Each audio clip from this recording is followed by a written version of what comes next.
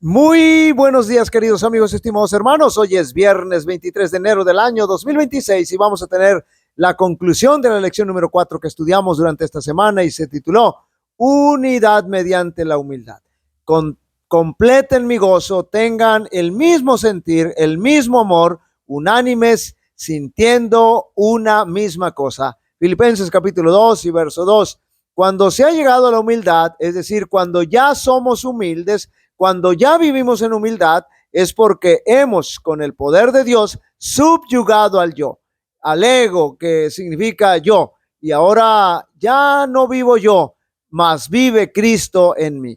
Y cuando eso ha ocurrido en nuestra vida, entonces estamos listos y aptos para estar unidos en humildad. Recordemos lo que significa estar unánimes. La palabra unánime describe la armonía absoluta de un grupo de convergencia. Convergencia es lo contrario a divergencia, que es separación. Entonces, la palabra unánime describe la armonía absoluta de un grupo de convergencia total de opiniones, voluntades o sentimientos. Proviene del latín unanimis, compuesto por unus, que significa uno, y animus, que significa ánimo, alma, mente. Alma como ser pensante. Literalmente significa una sola mente o un solo ánimo. Esta etimología revela la esencia de la unanimidad, la unidad de pensamiento y propósito. Por eso el apóstol Pablo les dice a los miembros de la iglesia de Filipos: háganme feliz estando unánimes, estando unidos. Domingo 18 de enero, después de su unión en Filipos. Esta era una de las preocupaciones del apóstol Pablo respecto a la situación de los hermanos de Filipos. Y una de las razones por las cuales escribe la carta, les escribe su carta. Notemos qué es lo que el apóstol veía entre los hermanos de Filipos, que esto mismo puede estar sucediendo en cualquiera de nuestras iglesias actualmente.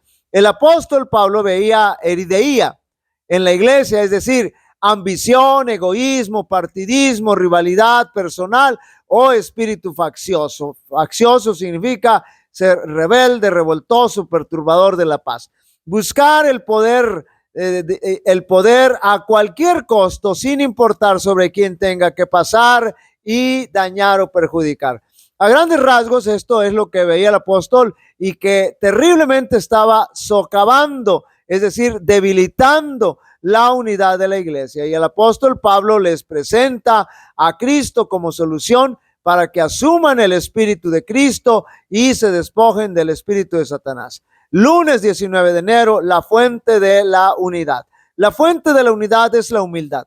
Y el ejemplo más sublime de humildad es nuestro Señor Jesucristo, quien nos dejó ver su gran interés porque la iglesia, su gran interés por la unidad, para que la iglesia estuviera unida. Y en San Juan 17 nos presenta la fórmula de la unidad o el origen de la unidad. Jesús le dijo a sus discípulos que deberían ser uno como él y su Padre son uno, y que para que ellos fueran uno entre ellos, debían estar unidos a Jesucristo, donde al estar unidos a esa experiencia, su yo sería, es decir, cuando tuvieran esa experiencia de estar unidos con Jesucristo, su yo sería subyugado y llegarían a ser humildes como su maestro y estarían conectados a la fuente de la unidad. Tendrían la mente de Cristo y el Espíritu Santo trabajaría en ellos de adentro hacia afuera. Y entonces el consejo del apóstol sería una realidad en sus vidas. De esta manera llegaríamos a la unidad de la fe al interpretar todos correctamente y de una misma forma las escrituras y estar unidos en nuestro objetivo, que es la predicación del evangelio. Y este es el consejo del apóstol Pablo: nada hagáis por contienda, por vanagloria, antes bien con humildad, estando cada uno de los a los demás, estimando cada uno a los demás como superiores a él mismo, no mirando cada uno por lo suyo propio, sino cada cual también por lo de los otros. Martes 20 de enero, implante cerebral o cirugía mental. Lo que necesitamos los cristianos es tener la mente de Cristo, es decir, debemos tener el mismo sentir que Cristo Jesús. Haya pues en vosotros este sentir que hubo también en Cristo Jesús. Esta es una obra que el Espíritu Santo puede hacer en nuestro ser si nosotros se lo permitimos. Recordemos que hoy día las redes sociales ejercen una poderosa influencia sobre nuestra mente, de tal manera que si dejamos que toda esa influencia pecaminosa y mundana invada nuestra mente, entonces nosotros estaremos teniendo no la mente o el sentir de Cristo, sino la mente y el mal espíritu de Satanás. Debemos ser espirituales, no carnales. La carne trae muerte eterna. El ser espiritual trae vida eterna, porque el ocuparse de la carne es muerte, pero el ocuparse del espíritu es vida. Cuando el Espíritu Santo implanta la mente de Cristo en nuestro ser, podemos llegar a ser fieles imitadores de Cristo. Nuestra vida no debe conformarse al mundo, es decir, no debemos hacernos igual al mundo, a los mundanos, sino ser imitadores de Cristo. Miércoles 21 de enero, la mente de Cristo. Esta lección que estudiamos en este día está muy relacionada con la lección del día anterior. Para tener la mente de Cristo debemos en primer lugar someter al yo, porque una mentalidad que se exalta a sí misma no está acorde a la mente de Cristo. Nadie que se ensalza tiene el Espíritu de Cristo. De hecho, debemos estar conscientes que nosotros no tenemos ni un solo mérito para ensalzarnos. Toda la gloria es para Cristo Jesús.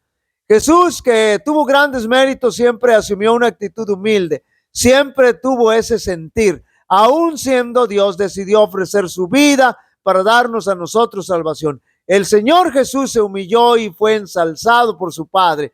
El que se humilla será ensalzado y el que se ensalza será humillado. El sentir de Cristo en nuestra vida tiene que ver con que la mente de Cristo esté en nuestro ser.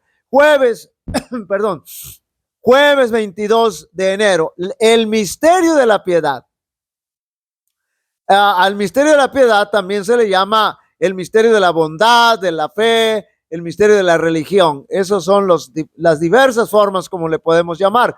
De lo primero que debemos estar conscientes es que con nuestra mente finita no tenemos la capacidad de comprender, entender y explicar este misterio en su totalidad. Por esa razón es el más grande misterio. Y este misterio consiste en comprender cómo Jesús, siendo Dios, siendo exactamente igual a Dios como Dios, es decir, Jesús es parte de la deidad y siendo Dios decide despojarse de ese estatus o velar ese estatus tomando nuestra humanidad para convertirse en un siervo y vivir una vida de perfecta obediencia a los mandamientos de Dios y humillarse hasta lo más profundo y sufrir una muerte ignominiosa, es decir, vergonzosa, que atentaba contra su propia dignidad, porque fue obediente hasta la muerte y aceptó morir en el instrumento más vergonzoso de su época, la cruz.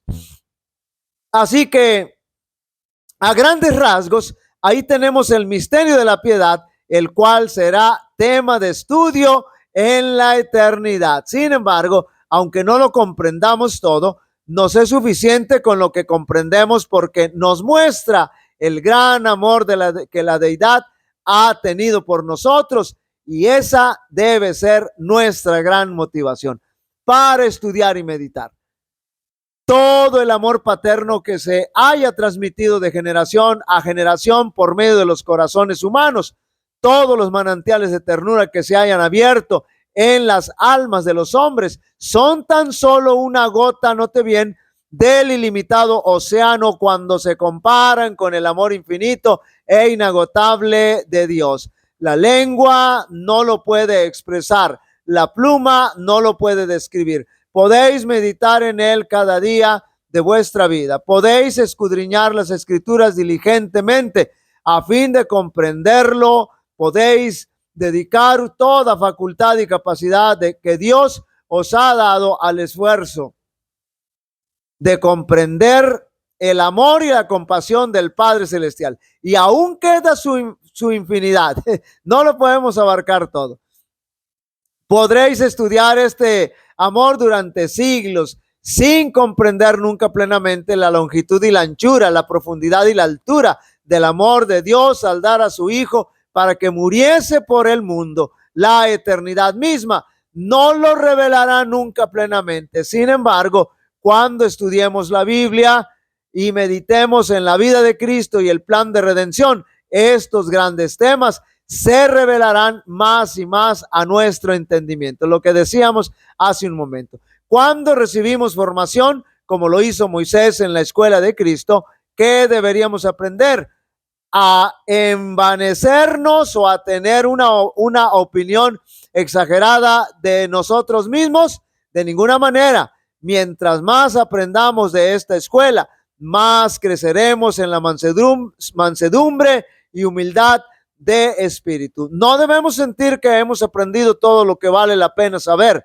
Debemos hacer el mejor uso de los talentos que Dios nos ha dado para que cuando pasemos de la mortalidad a la inmortalidad, no dejemos atrás lo que hemos alcanzado, sino que podamos llevarlo con nosotros al otro lado, a través de las incesantes edades de la eternidad.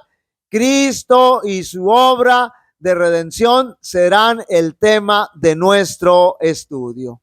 Queridos amigos y hermanos, la unidad de nuestra iglesia debe ser una realidad y un imperativo, pero mientras nuestro yo no sea doblegado, no podemos llegar a la unidad con humildad. Jehová te bendiga y te guarde. Jehová haga resplandecer su rostro sobre ti y tenga de ti misericordia. Jehová alce sobre ti su rostro y te dé paz. Y pondrán mi nombre sobre los israelitas y yo los bendeciré. Dios bendiga a cada uno de vosotros.